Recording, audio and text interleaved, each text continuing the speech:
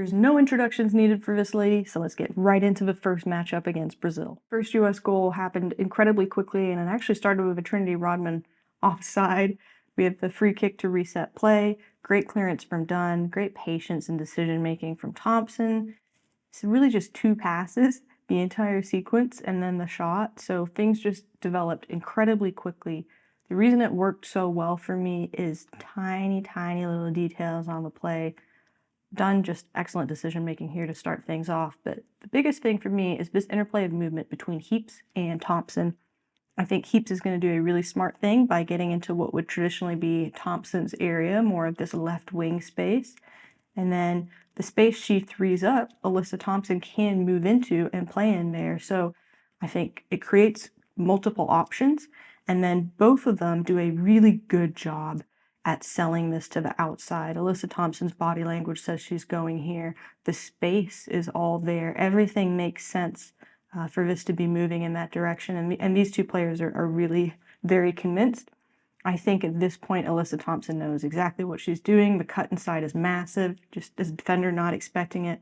Timing of the pass is perfect. And then check out this detail. Alyssa Thompson's head up all the way, eyes taking in a ton of information. She does not look down until the last second. Excellent finish from Rodman with the outside of the foot, but Alyssa Thompson has developed so much, knows exactly what she's doing. And that is just how you play in that area of the pitch with your head up, executing quickly and really committing to your decisions. Really cool to see. I want to talk about some more tactics, but honestly, I think it was kind of a one-note game. So let's go see what Lindsay Heaps had to say about that before the match. A lot of it is a physical battle. There will be some control, some football, we hope, but obviously just going into the game, you know it's going to be a difficult one, and we capitalize on our chances because we might not get that many. I was really glad to have been at this game in person because I really enjoyed watching all the physicality and the movement off the ball. Look at how much Kat Macari is working her girl here, even before the ball gets to her. This was such a great matchup to watch all night. This one was fascinating when you see she loses that spacing just a little bit and how much it causes her to lose that battle. And then this works the other way around here. Lose that spacing just a little bit and then Kat wins that battle. So it's really interesting one to see, and I think there was also some really clear contrast between Macario and Thompson and Sentnor. You can see these two, they're not working that matchup. They're not making things difficult for their marker. And that's why I was so impressed that this penalty was drawn by Lily Johannes, because it was a real maturity thing. I think the maturity was really evident in some players in this matchup, and Johannes was one of them. This wasn't the most contact. She does a good job to get it called for her team, you know, however you feel about it. But the U.S. needed this goal, I think, because they weren't necessarily dominating on play. And like Corinne said in the interview, they need to finish on chances because they weren't, you know, they weren't generating a ton of them. They spent most of their game doing this, fighting in the midfield over loose balls. And then Brazil were creating some very good chances. I do think the USD was pretty solid most of the night, but some of this far post and kind of managing who was supposed to take it was a little bit off. Some of that might have had to do with maybe the narrowness of the pitch.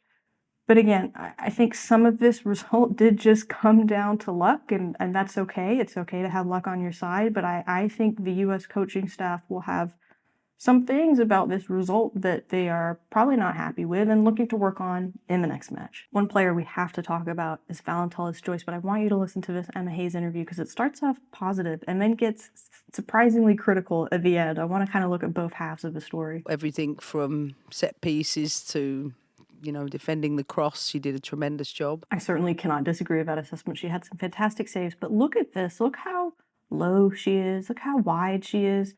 It's incredibly imposing. And then she has fantastic reach up there after all of that. I don't think she was incredibly tested on every save, but there were a lot of saves in there. She was busy and she had a lot of work to do. I do think she looked very strong on the corners. Her footwork is just really good. I like seeing her come up, pop back, very, very clean.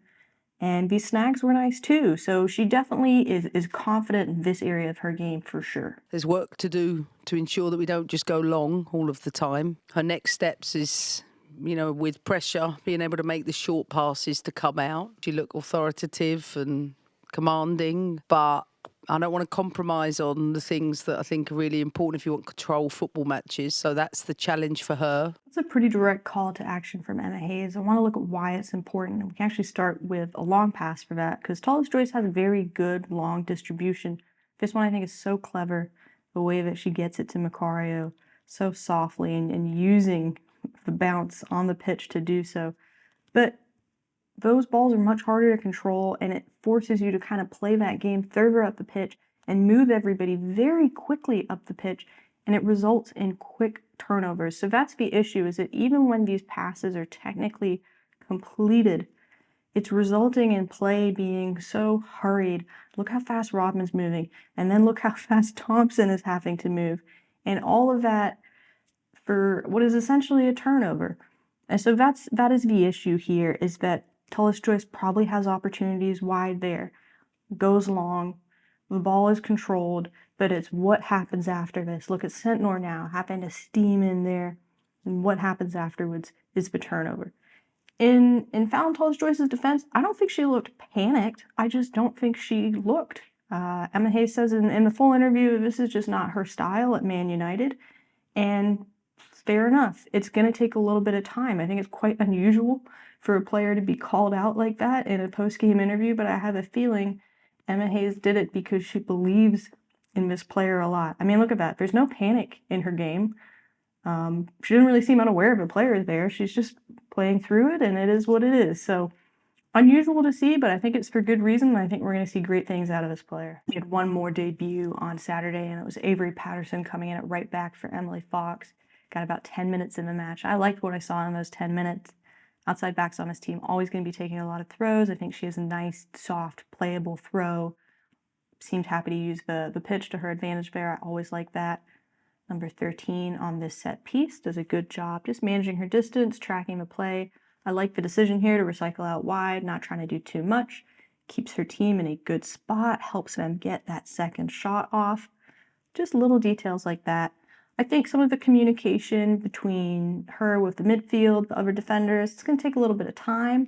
There are moments like that where, it's not pretty, but it was fine. I don't think there were any clear errors on film. Now, one of my favorite things she does, it was super noticeable in person, she tracks the ball's flight path really well, and she lines herself up so that she's always right where the ball will land, just in case. On this one, it's going to be McKeown's header. She knows McKeown is going to go for it, but she's going to line up in that spot just in case she doesn't get it. Really cool positional thing that she does. Glad to have seen that in person. Nice, clear communicator. Always good to see that on your first cap. I thought her defensive body language was very good. Tackle there, managing the play afterwards, helps the team possess. I thought she made a lot of good contributions, and again, very, very good at tracking the ball in the air. It's going to be a strong area for her. Looked like she had a great day out. Really, really happy to see this with her teammates, and I'm just hoping we see more from her. It was a great debut. Let's talk lineup for the next match. This is what I think we saw last time out. There's two changes I feel pretty confident about. I think the first one, we're going to see Trinity Rodman come out for Yasmin Ryan. Got to look after the back, and I think Yasmin Ryan seems a little bit further up on this depth chart. I think that's why we saw Cooper come out first. And then the second one for me is Tullis-Joyce for McGlynn. I just don't think we're going to get any fresh information by having Tullis-Joyce play a second match against the same opponent so soon. After this, I'm kind of at a loss. I think there's an opportunity to make a change of the back line, but Emma Hayes is pretty set on our defense. I think we might see Sams come in for McKeown. I feel a lot less confident that we would see Giselle Thompson come in for Dunn. So maybe we might see this. And then if I was really going to go for another change, I think Ali Sentnor being more of that attacking midfielder role was a big change. It's the first time we've seen her do that job. I think she did a decent job at it, but I think we might see her get pushed back to where she's been before, which is at left wing, which means we now need to kind of do a little bit of shuffling. So maybe we move Haran up to that spot where she normally is. Now we got room for someone else to come in. I think it's between Albert and Johannes, but I'm going to go Johannes. She's been pretty good. So this is what I think. We'll see if it happens. I also wouldn't be shocked if it's just like a completely different 11. Emma Hayes likes to throw some crazy surprises out there at times. Thank you for checking out this video. Slightly different this week because I was at a game. I didn't have as much time to put it together, so Appreciate you still checking it out. Next match, I have something really cool coming up into the channel. Go subscribe to them if you don't already. I know some of you do. I will be doing a post-game live with them after the next matchup. I'm really looking forward to that. I hope to see some of you there. If not, I will see you for your next video. Thank you for being here. I've already said that. Let's cut it off.